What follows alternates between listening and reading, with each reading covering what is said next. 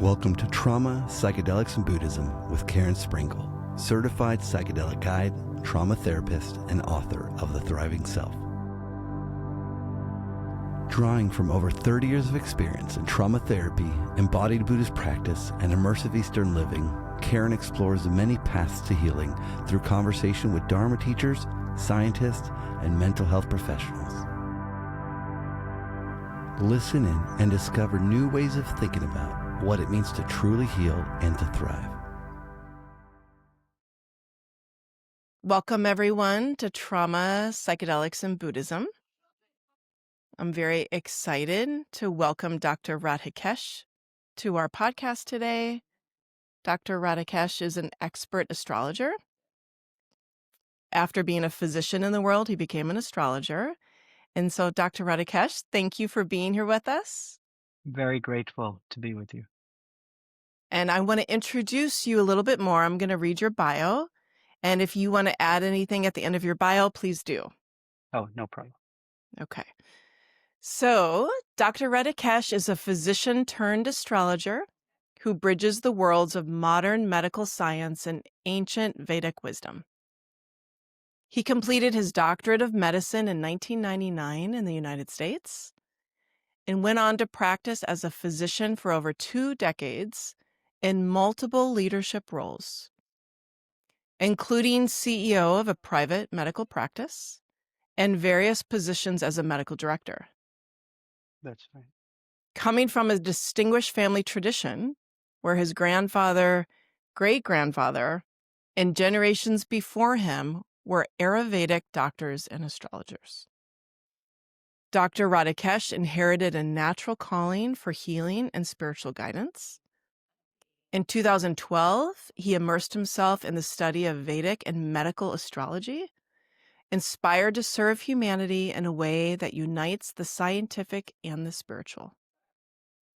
Today, as a full-time astrologer and meditation teacher, he offers unique consultations that combine the depth of Vedic astrology with the precision of medical knowledge.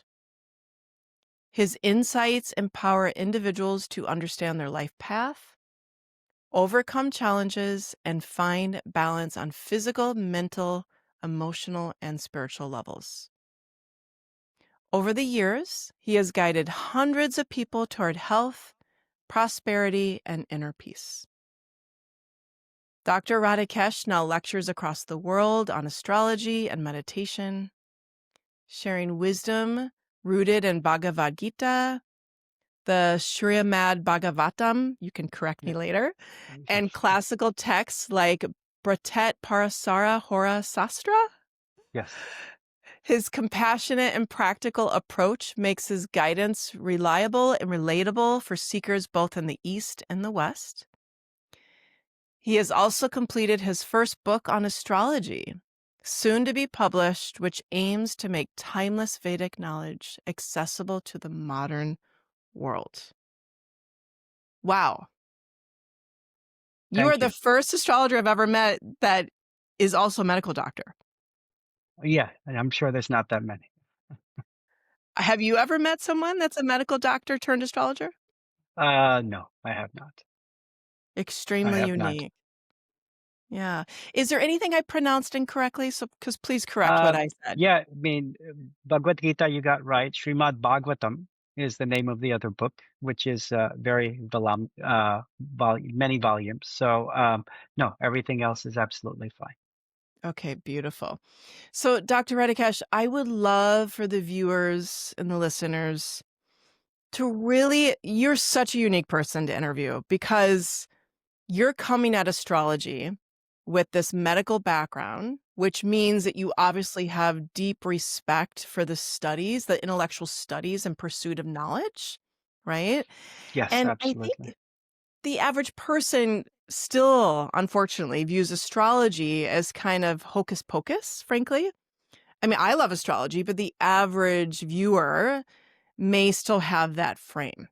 So this is why I wanted to interview you. So I'm hoping that you could first go back to Astrology 101 and just kind of teach us for a few minutes, like, what is astrology? This is one of the most common and most important questions. What is astrology? And more important than that is, what is each individual's relationship with divinity? Each Mm. individual's relationship with the universe, because this is what's fundamental. Astrology is a science. Okay, just like you have medical science and engineering science and physics and chemistry, astrology is a science. And every science is in the service of divinity. So the first and most important thing to understand that each and every one of you out there who's listening, every human being, every plant, every animal, every living entity has a relationship with divinity.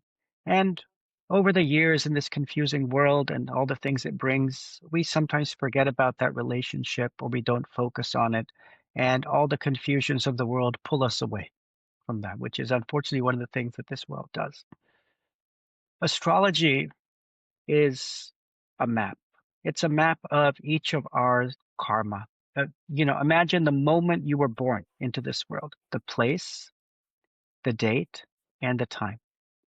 The moment you're born, the way the stars look at that exact moment, has a direct and powerful impact on the things that come into our life, the good, the bad, the storms, and the sunshine that come into each of our lives.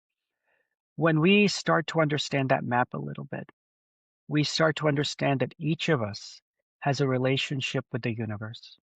And this map is just showing us the ups and downs of that relationship. And more importantly, it's showing us how we grow and transform and evolve in our spiritual understanding, consciousness, and realization through the understanding of our relationship with divinity. So this is kind of Mhm. a very basic understanding of what astrology can be. And of course, many people have doubts and fears and think, oh, this is all kind of weird stuff that they're doing.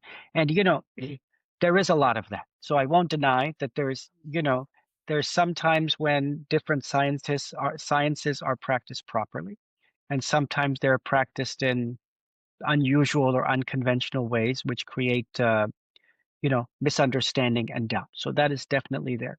I can tell you that many people come to me who doubted astrology and things like that, but they don't doubt it when they leave. Yeah. Okay, uh, because if you can look at somebody's chart, somebody you've never met before, and you can tell them, "Hey, this is your personality. This is when you had surgery done. This is when you had moved. This is when your appendix was taken out. This is a year you got Mhm. married. This is when your father died or your mother died or whatever it may be. Or Mhm. this is when you went through your traumas in your life. This is what was the cause of it." Um, you help them understand. And this happens every single day. This is not, this I do every single day. What it does, it helps people understand we don't have as much free will, uh, at least on the karmas that come into our life as we would like to imagine. I mean, astrology, I've used it to find people who are missing. When I get calls from people whose children are missing, a lot of when the war was going on in Israel, just recently, and all hostages were taken, I had people contact me to try to find their loved ones. So astrology Wow. has many uses where you can help locate people who are lost. And certainly there's the astrological birth chart, and there's many other aspects of astrology. There's many things you can do. But when done properly, it's a very valuable, ancient, and accurate science in helping us guide our lives. But like anything else, if it's done in an incorrect way or without the full understanding of what it can and cannot do, then doubts can be created. Oh my gosh, you have unpacked so many things. My mind is going in 10 different directions. So the first is that every time you say the word divinity, like I get a hit in my heart because it's so beautiful every time you describe divinity and our relationship to the divine. Yes, it is And a beautiful relationship. We just have to start to understand it more deeply. Divinity is it's love. At the center of the universe, at the center of all spirituality, is an eternal love story, a love mm, story that flows down to each and every one of us. And all of us are meant to be eternally happy and joyful and just, you know, living in that relationship with divinity. So when we dive into that relationship even a little bit, we start to see the results. And unfortunately, this world kind of keeps us distracted in many ways. So we forget to dive into that relationship the way we need to. Absolutely, and you brought up so many other things and again, so many different directions, but we also live in a world with humans where there's harm that's caused. Like you brought up Israel and Palestine and wars and missing children. And that brings in the question of free will versus kind of destiny. Right. And and if we could just take a moment, how would you explain that to an individual? How what is that relationship? Right. Yeah. Um, so we don't control the karmas that come into our life.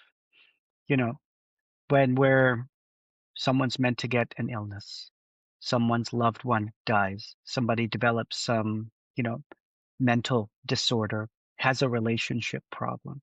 Uh, these karmas come into our life. This is natural in this world. Different difficulties will come. But Mm, what we control is how we respond to those difficulties. That is our free will mm, and how we respond to the difficulties that come into our life. So we can respond to difficulties by taking those obstacles and making them opportunities for going deeper into our relationship with divinity. By breaking our attachments, the Buddha says that the mind is the root cause of all the suffering we have in this world. mhm, So, and in the mind, it's our attachments and expectations. So when we go through difficulties, that means the things that we want to have happen in our life, they're not happening. I mhm, didn't get married. My partner's not the way I want them to be. Developed diabetes. I went through this horrible trauma and I can't get over it. This different difficulties come into our life.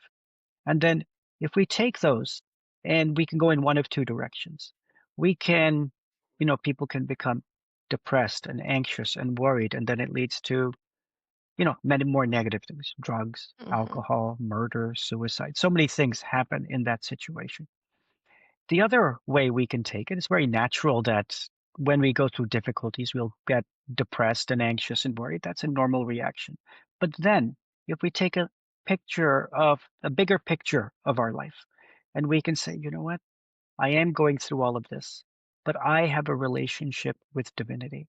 And I'm going to turn to that relationship, a relationship that is eternal from the mhm, beginning of time, a relationship that is beyond this world, that's beyond this universe, that is eternally joyful.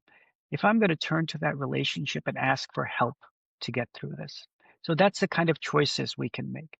When we make the first choice of just going deeper into our mind and the struggles of the mind, then what we're doing, we're putting ourselves at the center of the universe, our ego, our energy at the center of the universe. When we make the second choice, we're putting divinity and divine love at the center of the universe and ourselves kind of orbiting and absorbing ourselves in that love. So mm, when we make the more divine choice, things improve. The choices we've made in the past give us the karmas we have now. The choices we make now will give us the karmas we have in the future. So making the right and better choices will always lead to both materially things improving, but also deepening our spiritual understanding and realization. And a realization, I like to use realization means like an mm.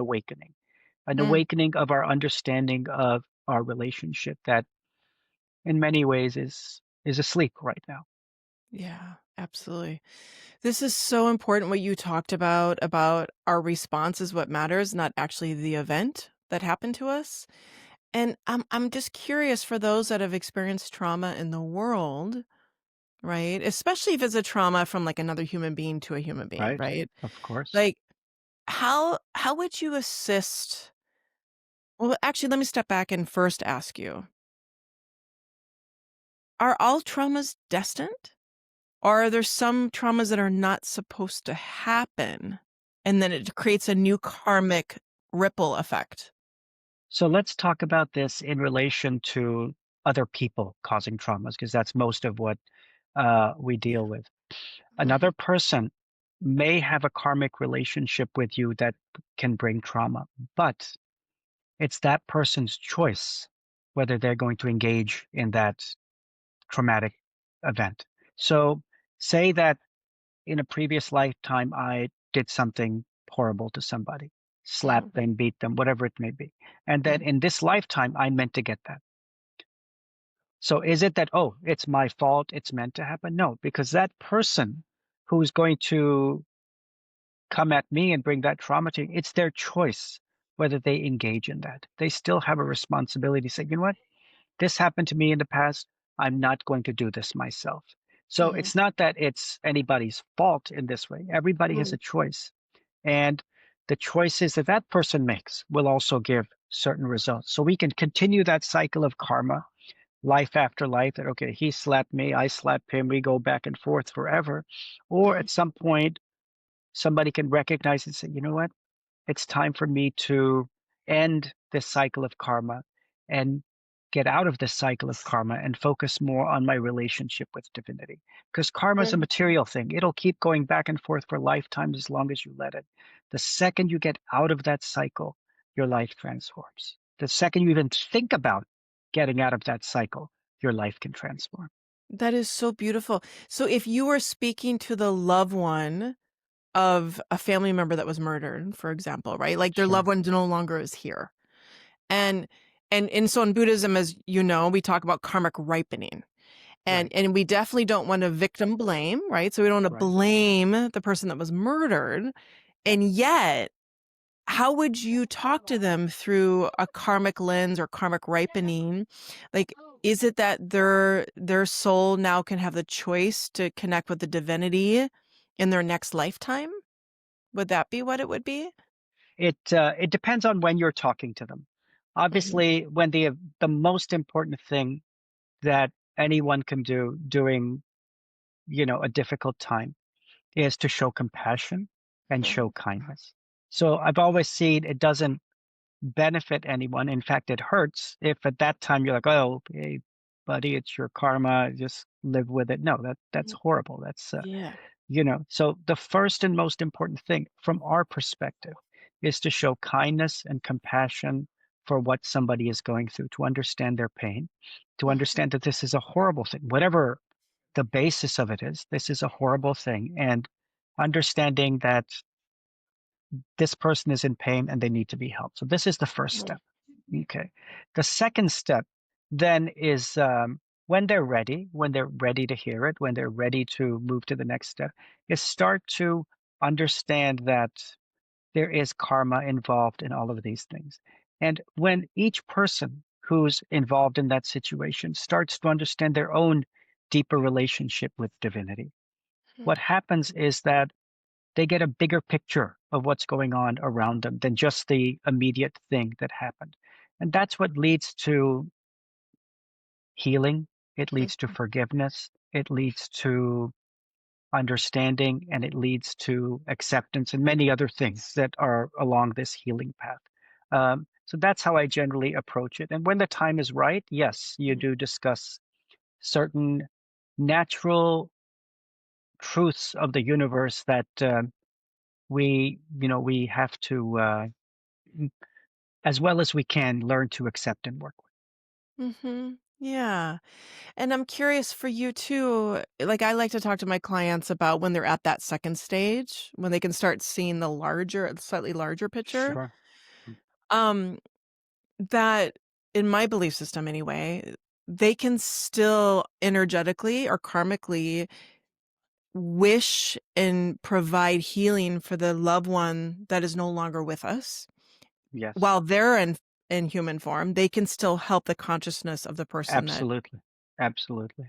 Um, in astrology, there's something we do for the ancestors, okay, for the Mhm. people who have left the world, who are no longer present, and it's during specific times of the year where it's very powerful, and you can do things, excuse me, that allows them to heal wherever they may be, uh, and allow whatever karmic energies they've had and losses they've had to be pacified in their life.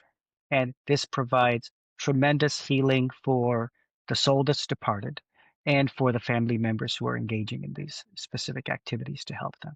That's so beautiful. It's so beautiful that's part of certain cultures. I really wish the United States culture had more of Sure. that, Of right? course. Of Yeah, course. yeah. So this kind of piggybacks the Medic or the medical astrology and the Vedic astrology. And for our viewers that don't understand that, like I never knew there was actually medical astrology. I knew there was Sure. Sure. astrology. So if you can kind of explain that too, like you mentioned diabetes, like if that's destined that someone have diabetes, would the astrological reading then help them support the diabetes?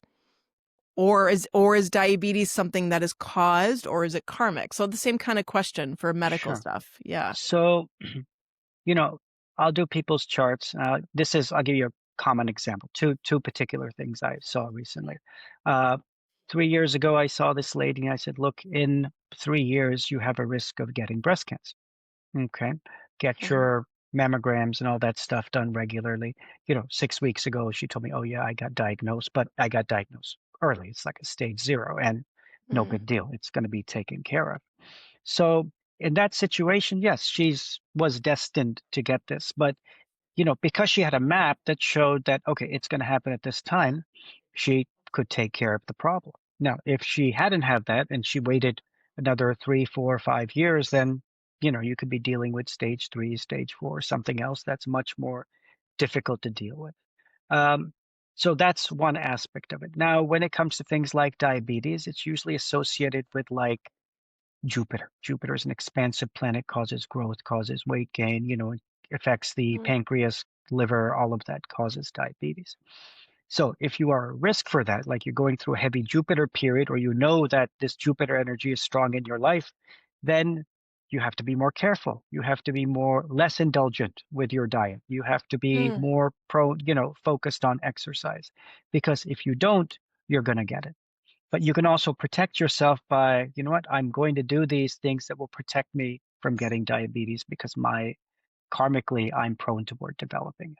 So mm, this is a choice. It's like Jupiter is you think of all of these planets as like a wind, like Jupiter is pushing you in a certain direction, and the direction's not good for you. And then you have to kind of fight against that. And people who have more of this Jupiter energy, it's much harder for them to cut back on their eating or to exercise or to do these things because karmically they're being pushed. So they have to make an effort, you know, they have to make an effort to do it. And for some people, making an effort easier depending on what planetary influence is there. And for some people, it's harder, just like in healing from traumas. For some yeah. people, it's easier because they have a stronger moon energy or a stronger, you know, energy of the more spiritual planets. And for some people, it's harder where there's more energies related like Saturn or Mars. It becomes much harder Mm, to mm, heal from these things. And depending on where we are, we have, I can tell someone that, hey, look, yes, you'll heal from this, but we need to do these particular things, and you're going to need kind of intense treatment to get over this. And other people, it can be like, yes, you're going to heal from this. Just follow this very simple routine, and you'll heal from this very quickly. So hmm. it always varies depending on the person. You have to because everybody's chart is unique. It's going to vary depending on many influences, and you can use that to heal yourself very nicely. If you have a lot of negative planetary influences there, then you're going to need family support more, seeing therapists and healers more, using different medications more to help you. This is super helpful for me to hear this too, even as a trauma therapist. Like that explains why sometimes there are clients that look like they're really motivated to heal, and yet there's just these constant blocks for Yes, a couple years in their life. It's like uncanny. You're like, oh my God, another thing happened to this individual. that's right. That's right. Yeah. And it's so hard when someone's in it to say that, right? Like when they're in the karma of this energy of not being able to move forward, it's really hard to say to them, this is kind of your astrological or karmic underpinning and it will pass, right? It But at is. the same time, it can be hopeful if you give them a date, like, okay, starting in 2 years, you're going to start having some ease.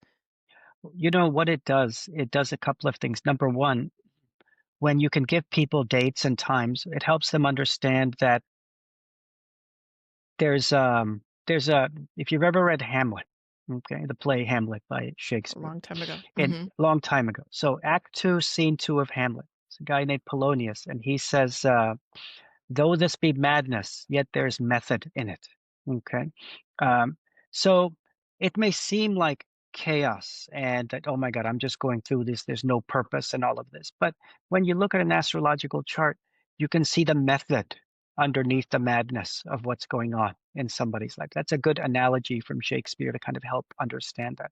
So when you look at somebody's chart and you tell them, look, this started this time, this is what caused it, in 2 years or in a year, things will improve.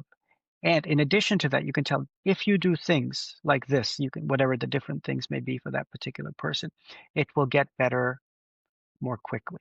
And what it does is that it fully empowers that person Mm. to shift things, because astrology is not written in stone. It's in such a way that if you do things that empower you, well, you're going to get through them quicker. But if you do things that disempower you or you don't take efforts, then it's going to make it take longer. But you will be pushed in many positive directions that can help you. And if you take them, you're going to get better and through things quicker. So astrology reading only should leave somebody feeling fully empowered to make the necessary Mm. changes in their life to help themselves. It shouldn't do anything else. You should never leave an astrology reading feeling, oh my God, my life is doomed. Nothing's ever going to get better. That would be the worst thing, if that ever happened, So because this that's is just really not the reality. okay, Radhikesh, this is really important for people to Okay. understand the distinction between having a birth chart reading and ongoing astrological readings, like for what you just said. Because I know Right. there's many people said, oh Right. yeah, I had my astrological chart read 20 years ago, right? Oh But yeah. it keeps changing, right? There's a shift. It's the planets are always moving.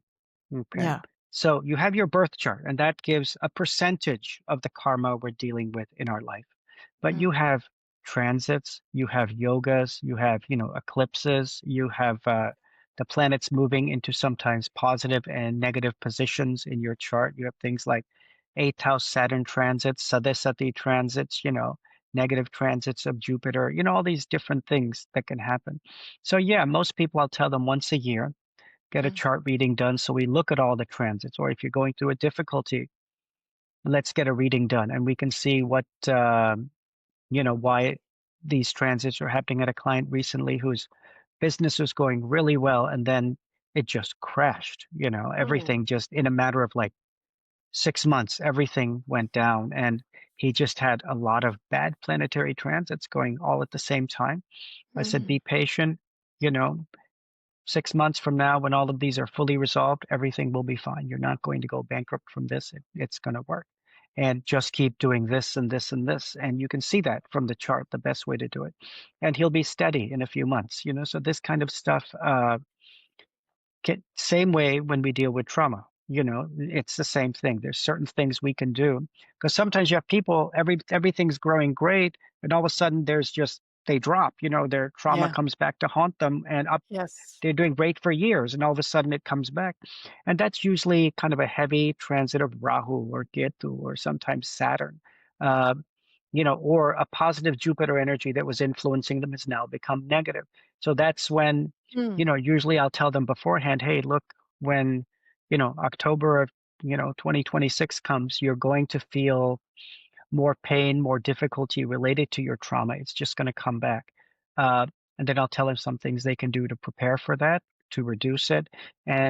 But for most people, just the fact that they know that, okay, it's going to come and it's going to go away in a couple of months yeah. is very empowering, because what it does, it allows them to Mm, see, hey, the universe has got me. I yes. I'm taken. The storms of our life will come, but through it all, the divine energy of the universe is guiding us. He's putting us in the palm of his hand and just bringing us home. We just have to be Mm. able to recognize that just a little bit.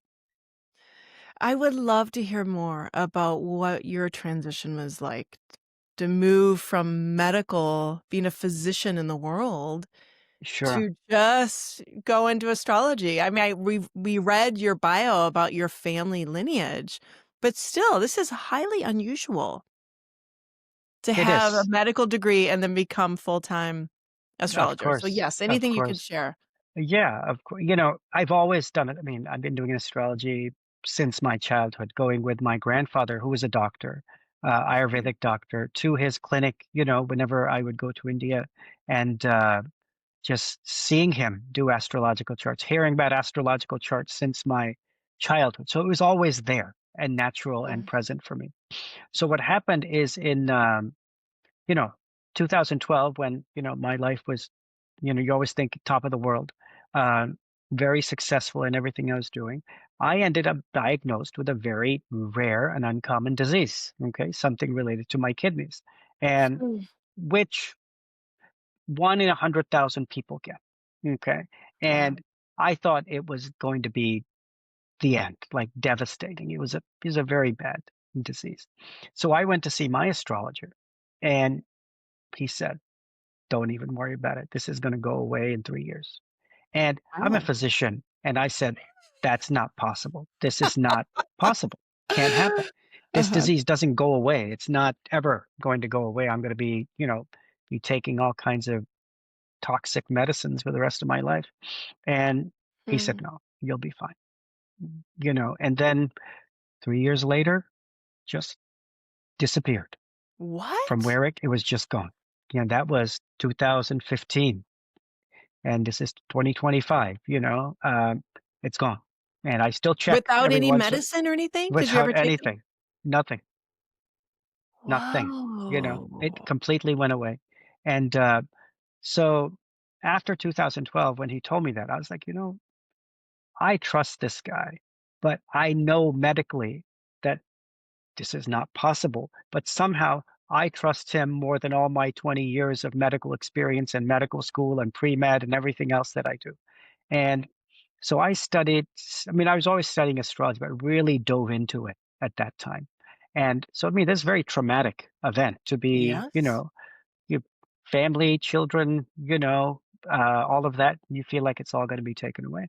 And, uh, and I really dove deep into astrology, started understanding it more and more than I ever had. And, uh, and from there, I just kept it up. And then I realized, there's more power in this than there is in the medical side. And then when the universe wants to push your life in a certain direction, it just does. So different things happened to push my life. And I realized I'm meant to be in this field. And then I just picked it up. And, it's only grown and grown since that time. And do you ever miss the medical field? Um, Not so much. Not so Mhm. much. Not into the way it's become. You miss patients, you miss people who are your friends, that type of thing. Um, Mhm. but I developed such amazing friendships in my astrological work that I think that becomes less and less every day, missing it. Mhm. And you're still healing people, you're just healing them in a deeper and different way. So so I would say no, for the most part, I don't.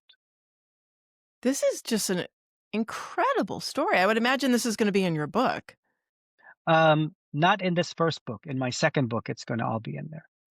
Okay, great. So what is do we know the name of your first book? Do you wanna No, talk we don't about know that? the title. Everything is done except the Okay. title. So we're still trying Oh. to figure that out. And Mhm. the only thing that's waiting is I'm finishing some last minute edits, which is all my fault because I haven't had the time to do them. But that's it. And then we pick a title. But as soon as I know it, I'll definitely let you know. Oh, absolutely. I'm sure the viewers will definitely wanna know what the book title is.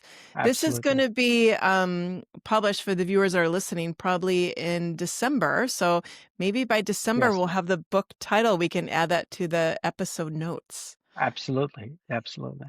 Yeah, very good. So just in our last couple of minutes, Radhikesh, Yes, if again, the viewer and the listener right now that's hearing us talk is really going through a hard time in life right now. Right? And let's say they might not have this experience kinesthetically with the divine. Like the intellectually, they might get it, sure. right? But to have that experience with the divine, for me, I will say that a lot of people have developed that relationship through psychedelics, right? Right. Of course.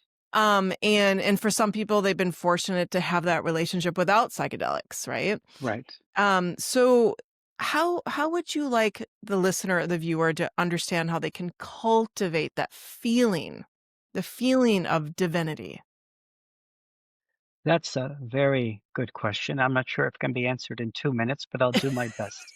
Uh, Okay.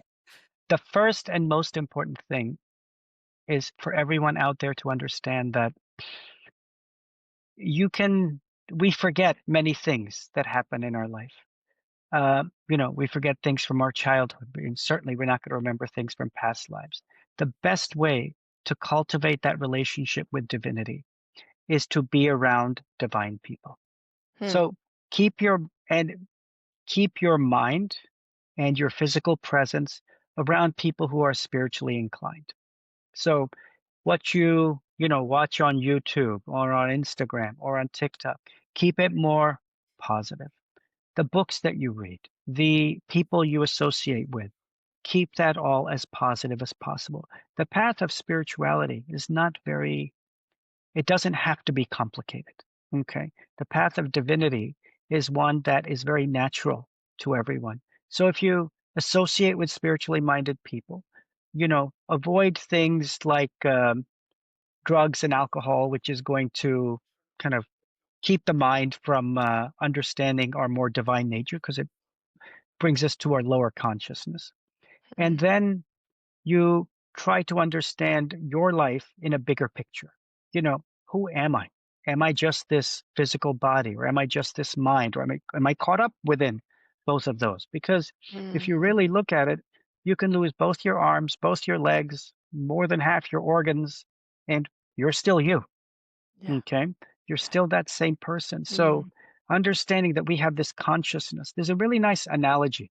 If we think of we want to see ourselves in a mirror and we look at it and say, this guy Radhikesh is telling us I'm eternal and always happy and joyful. Well, I don't feel eternal and I don't feel happy and I don't feel joyful and I'm struggling in my life that's, going through a lot of difficulties.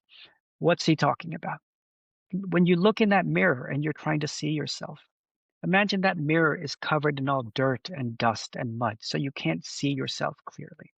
And that Mhm. dirt and dust and mud is fear, anger, depression, worry, intolerance, all these different negative emotions that are there. And that's what's covering us from seeing ourselves.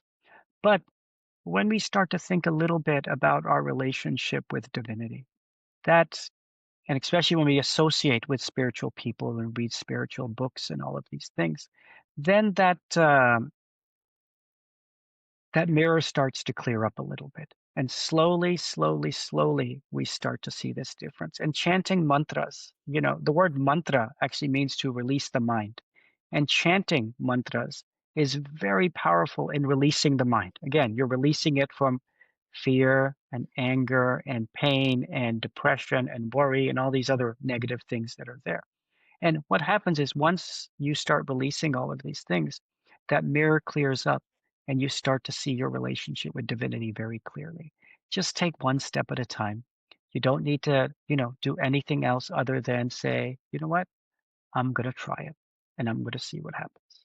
It's really that simple. Simply try. All of you that are listening out there who are struggling, who are going through some difficulty, just take one step. We take Mhm. one step toward the divine will take a million steps toward us. Okay, that's a guarantee. So we just Oh, need to take beautiful. one step. Oh, that's so beautiful. I love this metaphor and the analogy you use, and it's so true. One thing that I like to share with clients, I don't know if this will resonate with your metaphor or not, but we are in this quite Buddhist, right? That we're all very attached to form and our Yes, relationship to form and including other humans and just orientating to space and just like look around and all the air and the space around us. Like, what's that? Right? And that right. that question usually helps that stop thought moment of, "Well, I don't know." It's like, "Well, that's the divine," That's right. right? There's Just so many manifestations of divinity all around us that people can connect with. But when we get too lost in when we're in the middle of the fire, you can't see everything that's going on around you. Um, but other people can help you and guide you through that fire because they've been through it, and they can kind of tell you what's on the other side of it and how your life is going to transform. Um, the journey is very beautiful, and the journey can absolutely transform every single person's life. Just take a step.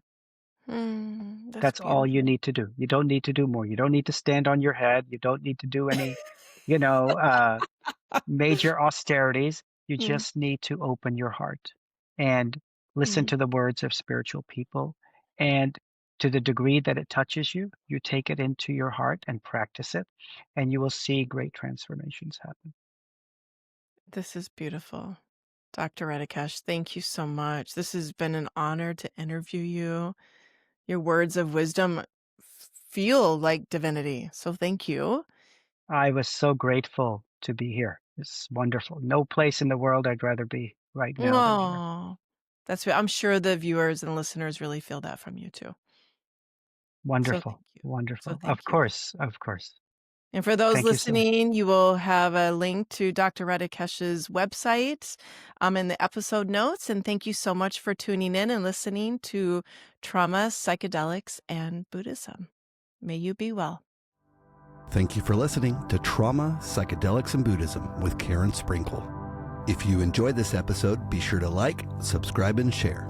To learn more or to grab your copy of The Thriving Self, visit KarenSprinkle.com. Karen and this podcast do not endorse or encourage the illegal use of psychedelics.